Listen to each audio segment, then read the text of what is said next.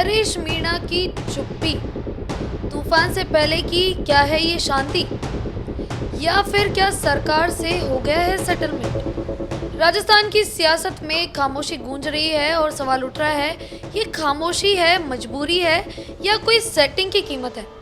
आप सोच रहे होंगे हम किसकी बात कर रहे हैं, तो बता देते हैं कि हम बात कर रहे हैं राजस्थान की राजनीति में अपनी आक्रामक आवाज़ के लिए जाने जाने वाले नरेश मीणा की, जिनके लिए अब चारों तरफ एक सवाल गूंज रहा है कि वो अचानक शांत क्यों हो गए हैं। और ये पूछे जाने लगा है, क्या वाकई ये वही नेता है जिनकी बातों से सत्ता के गलियारों में कंपन महसूस होने लगता था। नमस्कार, मैं हूँ खुशी और आप देख रहे हैं भारत रफ्तार। आज सबसे बड़ा सवाल यही है कि नरेश मीणा इतने शांत हो कैसे गए।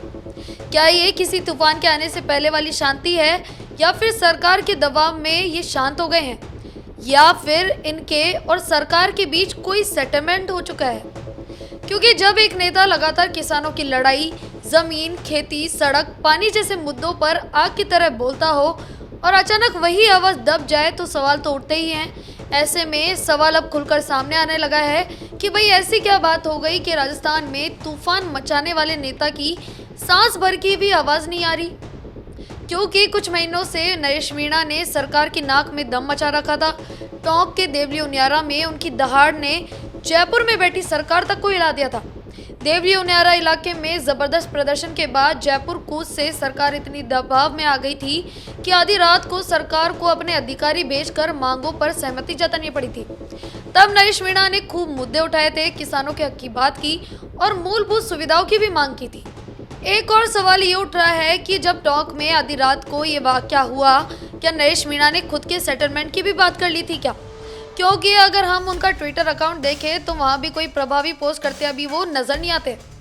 अब दूसरा बड़ा सवाल, क्या नरेश मीणा चंद्रशेखर रावण के साथ मिलकर सियासी पार्टी बनाने जा रहे हैं और इसके बाद वो राजस्थान में तूफान मचाएंगे, इसलिए इतने शांत है?